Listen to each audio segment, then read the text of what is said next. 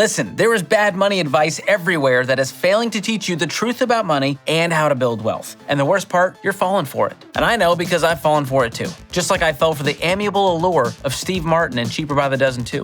In the words of Rotten Tomatoes, Cheaper 2 wasted solid cast and scenes of over-the-top, predictable humor. Pity. And I'm not just bitter because of my Twitter feud with Steve back in 2010, where he called me a sad idiot child. I wish that wasn't a true story, but it is, and I regret it, but also pretty cool to get tweeted at by Steve Martin. In his defense, I said some not nice things about Steve and tagged him because I'm an idiot. And he called me one. But before I get ahead of myself, head on over to that LNS so we can keep the party going. Little like and subscribe, if you will. And while you're at it, hit the share button. You're right there anyway. You already hit the like and subscribe. What's the share gonna do at this point? You can do it. So what's all this bogus advice, you ask? Well, like many of our other most dastardly psychological issues, this crap started when we were kids. Now, like me, you probably didn't really get common sense financial literacy in school, meaning you had no clue about debt and budgeting and taxes and investing. But hey, at least we know the mitochondria is the powerhouse of the cell. I can't begin to tell you how useful that factoid has been in my adult life. I use it almost on a daily basis to annoy people. And then you probably grew up in a house where money wasn't talked about either. And maybe when it was talked about, it was, as the kids say, the awk. Awkward. So you all avoided real conversations about finances, just like you avoided Grandpa after Sloppy Joe Saturdays. You know how he gets when he's on the sauce. Plus, in high school, everyone told you college was necessary to make it in life, and that taking out a crap ton of student loans at all costs was an investment in your future. Now, little did you know you were signing up for potentially decades of debt and stress. Not to mention, after graduation, you entered a tough job market, and you ended up taking a position that likely paid less than some magic number you had in your head, right? We all thought we were gonna make $100,000 when we were little. Let's see, what other nonsense did they, you were told that having a good credit score was a huge pinnacle of adulting success, and this is the sign of wealth, is having a great credit score. And after you opened a credit card or two, you told yourself you'd pay it off every month. You'd never pay a dime in interest. But before you knew it, you were sucked in by cashback offers and rewards and airline miles. And then life happened. And maybe you missed a payment or you couldn't afford the balance in full, which triggered insane interest rates at like 23%. And let's not forget, you were told that renting is a sin and it's a waste of money, and that owning a home is the ultimate symbol of success, which made the bank happy as a tick on a fat dog to loan you way more money than should be legal and left you broke because you put down all the money you had to get into this house that turned out to be way more of a curse than a blessing. You see, many of us bought into this normalization of debt without even thinking twice. Heck, we might have even been advocates. And I know, realizing we've been fed lies by a system designed to screw us is a lot like the stages of grief that you feel when you find out you're gluten intolerant. Denial, anger, nausea, heartburn, indigestion, upset stomach, diarrhea. And this dyspepsia and injustice is the whole reason why I haven't had a cinnamon roll in 6 years, and why I'm so passionate about teaching people the truth about money. Because when you take off your own rose-colored glasses and realize you've been sold a lie, you see that everyone is coming after the money that you work really hard for. The banks, the corporate marketers, higher education, comparison culture, Instagram ads, not to mention the most ruthless salespeople of all, the Girl Scouts. Would you like to buy in? You ever tried telling a Girl Scout no?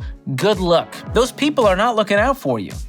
Not the Girl Scouts. I'm sure they're very sweet and they are maybe looking out for you. I'm talking about everyone else. The people that convince you to follow the trends to get rich quick, but all they're really trying to do is get into your wallet, leaving you wondering why it's empty and wondering why Thin Mints don't actually make you thin. When you make a promise, keep it, Girl Scouts. When you see how the system works, you can outsmart it, break free, and build wealth on your terms. So let's talk about how, starting with one of the biggest lies out there, that debt is just a way of life, and it's also the way that leads to wealth. You see, these so-called financial experts want you to believe that debt is a tool that you can use to build wealth. Well, those people are plain wrong, and they probably dip their pizza in ketchup too. Disgusting. I know it's tomato-based and so is sauce, but it's not the same. They're unequally yoked. Your biggest wealth-building tool is actually your income. not debt. And when debt causes you to send huge chunks of your income out the door every month to payments, you've completely lost control of that tool. And if you want some proof, let's pretend you're dishing out income every month on student loans,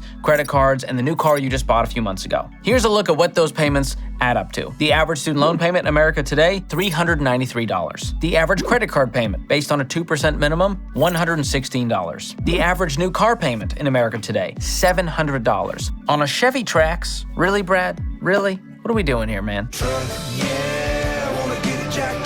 The total, a whopping $1,209. But we're not done here. Let's tack on the median mortgage payment of $1,600, the only kind of debt I'm not mad about, but that all brings your payments to a total of about $2,800 each month.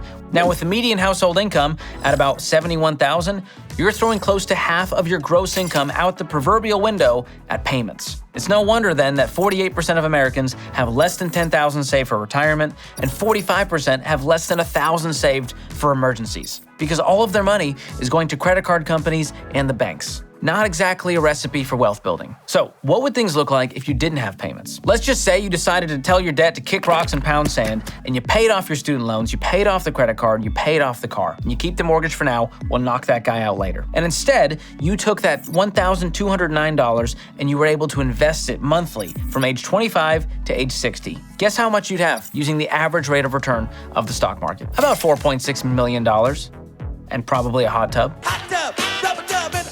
And guess what you'd have if you stayed on the merry-go-round of debt payments with no margin? $4.6 million imaginary dollars, an imaginary hot tub, but zero actual dollars and a rusty old wash bin full of your tears. Here's what you need to know about debt and interest. Interest you pay is a penalty. Interest you earn is a reward. So if you've fallen for the lie about debt, there's still hope. You can get rid of your debt and take control. And the way I personally did this was using the debt snowball method. It's a perfect snowball. Here's how it works. You're going to list your debts out from smallest to largest balance, ignoring the interest rate. Not the monthly payment, the balance, smallest to largest. And we're going to go after that smallest debt with a vengeance that would make Sir William Wallace blush. And while you're attacking the smallest debt, just keep paying the minimums on the rest. Now, once you've paid off that smallest debt, we're going to start on the second smallest. You're going to take everything you were throwing at that first one, and now we're going to add it to the second one. That's your minimum payment and all the extra margin you were throwing. Once you've paid off that one, you're going to move on to the next one, and the next one, and you're going to keep going until you've paid off all of your consumer debt. And here's why the debt snowball method works. Imagine a snowball rolling down a hill. Well, as it rolls, it gains size and speed, just like gremlins after midnight. Except the debt snowball isn't destructive, it's constructive and instructive, and depending on who you are, potentially seductive. I mean, ladies, tell me you're not swiping right when you see debt-free in that dating profile. Now, the debt snowball is way more psychological than it is mathematical, because when you start with the smallest debt, you get a quick win early on, which helps you gain the momentum that motivates you to keep going until you can finally say, I'm debt-free! And when that happens, that's a different way to live. You get to call the shots. You have options, you have freedom, and you have autonomy because you don't owe anyone anything. And it's an incredible feeling that will help you build wealth way faster than any debt leverage tool. And did I mention that debt flat out sucks? Regardless of what you've been told, debt is not a tool for building wealth. In fact, it makes you a tool to make the banks and lenders more money, so they can slap their name on big buildings and stadiums while you stay broke. US Bank Stadium is the ugliest stadium in America. Why is your name not on a stadium, Brad? Imagine that. Imagine it just Brad Stadium. We'll workshop the name. So you've got to play the long game to build wealth. And that means ditching this cycle of debt and cheap wins. You've got to be a tortoise in a world full of hairs. Be a crock pot in a world full of microwaves. So when I started getting out of debt 10 years ago using the debt snowball, I found out all this information from a course called Financial Peace University. The peace and financial peace actually comes from outrageous generosity. And it was the first time I felt like I was actually being taught the truth about money and the truth about how to build wealth for myself and not someone else. In fact, the average household that goes through Financial Peace University, they pay off $5,300 in debt and they save $2,700 in the first 90 days. That's a heck of a turnaround. So if you want to check that out, I'll drop a link below. In the meantime, like and subscribe if you enjoyed this video, and share this video with a friend who can't have a conversation without mentioning things like debt ratios and arbitrage and leverage and cash back. I want to know what they think too. And in the meantime, ask them what you can't get through a conversation without mentioning. For me, it's Costco. I know, I'm working on it. Self-awareness is a great start. Thank you guys for watching. I'll see you next time.